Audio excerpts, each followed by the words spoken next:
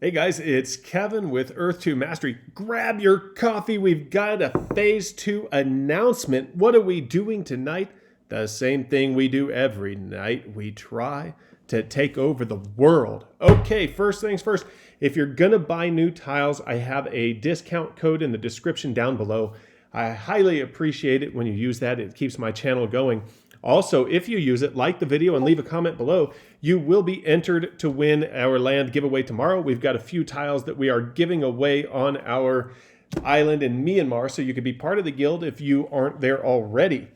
Okay, I do have a winner from yesterday's video. I'll announce that at the end of this video. I normally wait till later tonight to upload, but I just couldn't wait because these Phase 2 announcements are so awesome. Okay, so first off, Thomas says that they are hoping to have two-factor authentication in 3 to 4 days. That's going to make the site more secure.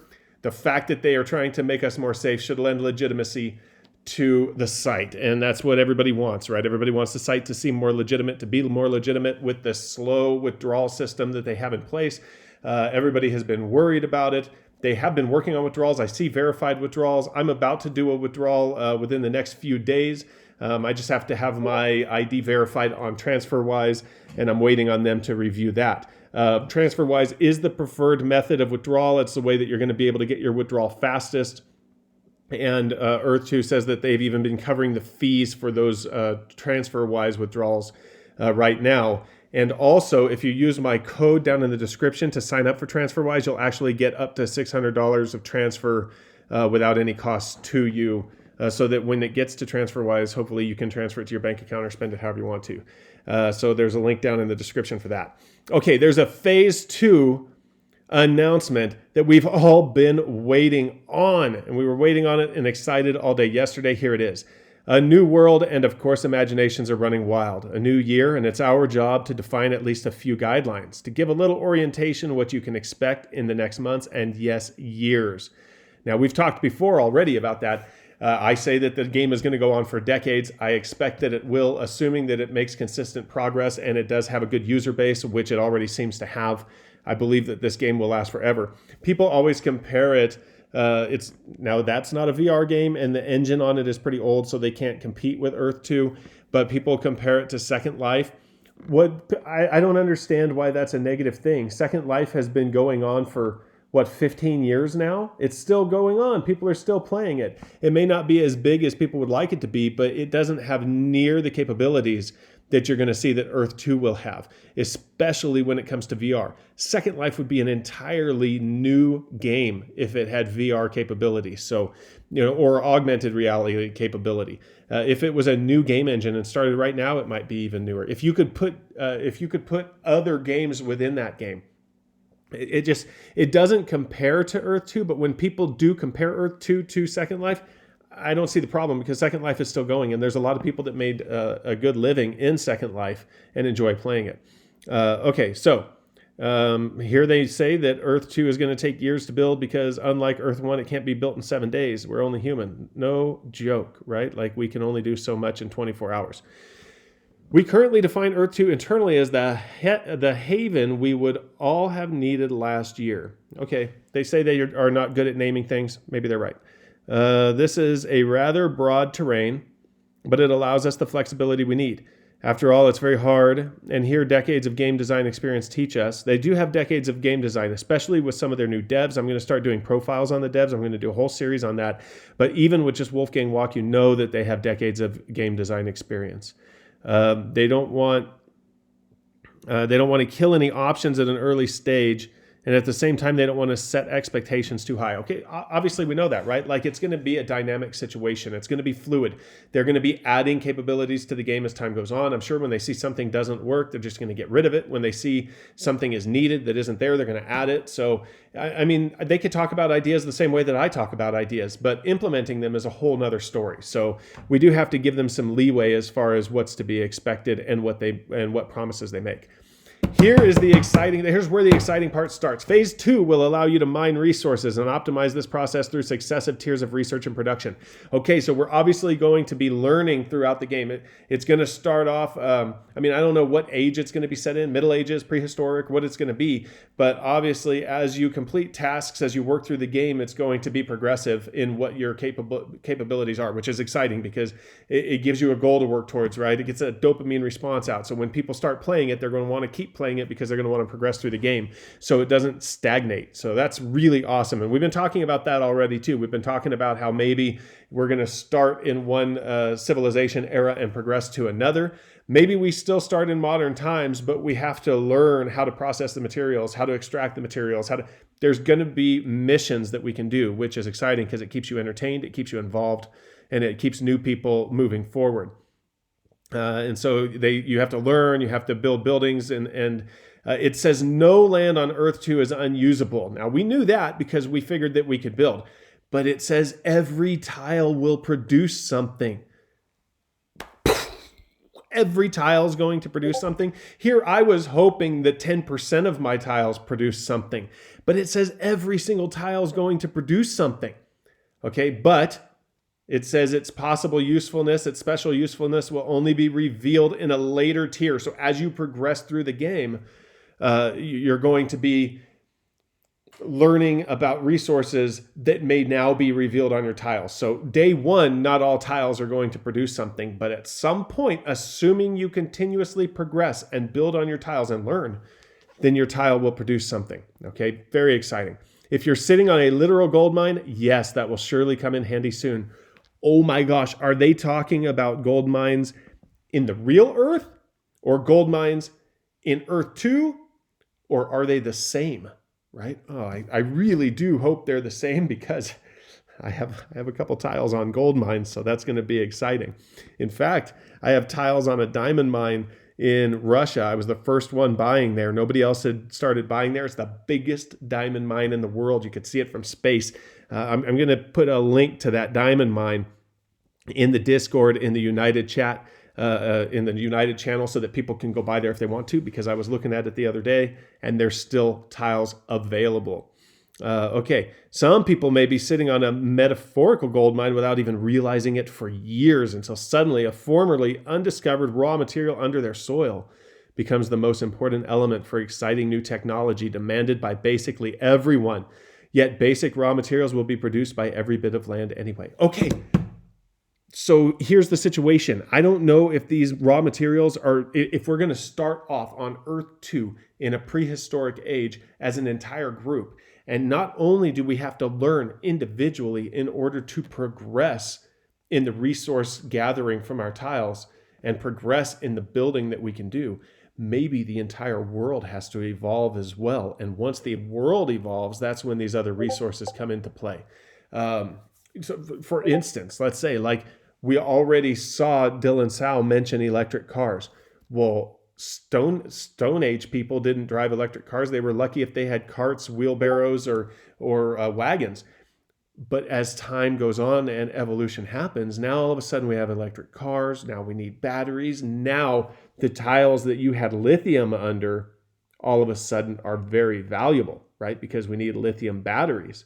Well, they weren't available at first. You didn't know what lithium was. You couldn't mine it. But now that they have electric cars and need batteries, now lithium, that's just one way that I could see that going. I mean, maybe they're talking about like essence sounds like some kind of magical resource. Maybe there's other magical resources that'll happen in the future, right? Maybe you just throw it in a cauldron and you can whip up a spell. I don't know. But also maybe just regular evolution throughout the world brings you to a resource that we now know about that wasn't available in the past, and now it's available under your tiles. Okay, but it says basic raw materials will be produced by every bit of land anyway. So what that tells me is that occasionally you're going to get some kind of raw material from your tile. Now, are all the raw materials going to be on all tiles? Like if you have a tile in the desert, is it going to produce wood? If you have a tile in the forest, is it going to produce sand? Or are the basic raw materials split up based on biome? Like you get sand in the desert and you get wood in the forest, water by a lake, we'll just have to wait and see. I mean, but these are exciting. These are all the things that we've been saying. People have been saying on the channel, oh, you're making this stuff up. You don't know what's going to go happen. Well, I'm just comparing it to old games. I'm pontificating. now here it is. Here it is in black and white, and a lot of it matches what me and other people have been saying, what people in the comments have been saying, what other gamers have thought about. This is where we will begin. We will aim to start rolling out phase 2 in a few weeks from now. Whew, that's soon. You will find that your land starts producing essence. Essence is the basis of everything. It reflects the place you own and knows what's in the ground, and in later upgrades will be able to reproduce it. Okay, so this sounds like it's kind of like knowledge. Essence is knowledge, maybe. I don't know. The teleportation system will allow other users to teleport to your property. Larger properties will be able to register a more premium teleportation name. After users have fair warning to take advantage of this incredibly important teleportation system, we will also add the ability for users to then subdivide their properties if they should feel the wish to do so. Oh man, I hope when they subdivide the properties, they allow us to join them together too, because early on I was buying very small plots all next to each other because I figured they would be easier to sell. Only when I learned more about the game did I wish that I'd bought them all together.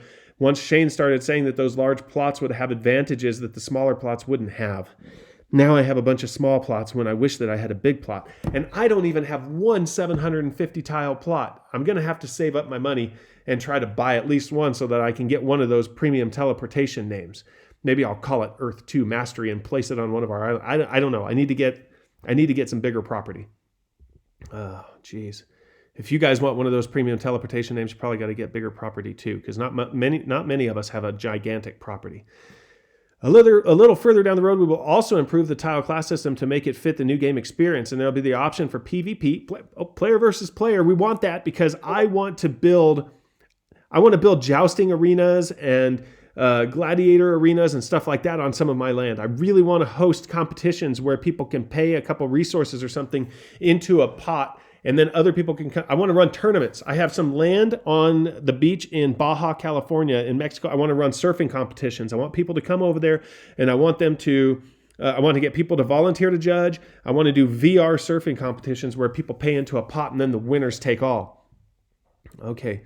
Phase 2 will largely be about adding more purpose and ability to your land, customizing it, adding things to it, using it, and more. We'll release further details of those features as they become confirmed. Okay, so still just a little bit shy on the details. But all of this serves one single purpose. You'll be able to hit the ground running on that very special day sometime in the future. The day when Earth 2 goes surface becomes an open 3D world. Man, that's what I'm looking forward to. I need to get in this world. Offers more buildings and materials and research and possibilities to help your properties.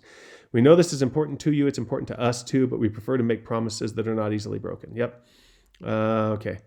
They're going to release a video pretty soon as to what the terrain is going to look like. They've said that they had that video for a while, but then I saw they said they were still working on it, so maybe they're making some revisions. At some point, you will surely have your own avatar, and it'll be highly customizable. Oh, man, I want my head. I want to look like my avatar here, or my profile pic here. I want to have my head just on fire, like Ghost Rider. I want blue flames flying off of my head, though. Blue flames. We want you to meet each other, communicate, build communities, to experience this new world together. And little by little over the years, Earth 2 intends to expand into a complex simulation. We dream of players being able to work together. Okay, the guild is going to be even more important when we're able to work together. When it's PvE and we're working together, or when it's PvP and we're working against other groups or people trying to raid us. If you haven't joined the guild yet, you need to buy some tiles on one of our islands and join the guild, get in the Discord so we can talk, so we can vote. A lot goes on there. There's a lot of communication there. You need to even if you've never had Discord before, you need to download it and join our guild there, because that's how we're going to be able to talk to each other the easiest way. I have Facebook groups and stuff, but nothing matches. I've never used Discord before this, but nothing matches it as far as I can tell as ease of communication in there, because you can private message people, you can message groups of people, you can vote, you can do all kinds of good stuff in there. So go join our Discord and join our guild so that we can work together. If all of our islands fill up, right now we still have room on Kasha, Ilha de Pakikse, we still have room in Myanmar, and we still have room in Grenada. But if all those fill up, I'll find a new place. We'll make a mega city somewhere. Something will happen. Right now, we just have outposts around the world. I wouldn't even mind making a mega city in Antarctica, because I just think that would be so cool, and I want to see what kind of resources they have there. Okay, so they're going to add various games, so like mini games, and this is what I was talking about. They'd already mentioned that there was no reason that Grand Theft Auto couldn't go and build a game within this game. And that was exciting to me because I want to have mini games. When I was born, my parents owned an arcade. They didn't have it for very long, but then they had a video game route. They had video games set all over Kern County where I was born. And I want to have an arcade in this game. So I want to take some of my tiles in one place, maybe tiles that I have at Knott's Berry Farm, and I want to put an old school arcade in there where people can come in there and play old school style games. Maybe not actual games because of copyright issues, but games that are similar to them. And let's see here. You can produce inside the economic simulation, use for your own benefit, trade them, or use in competitive games that you might invent. Yep, that's what I'm looking forward to.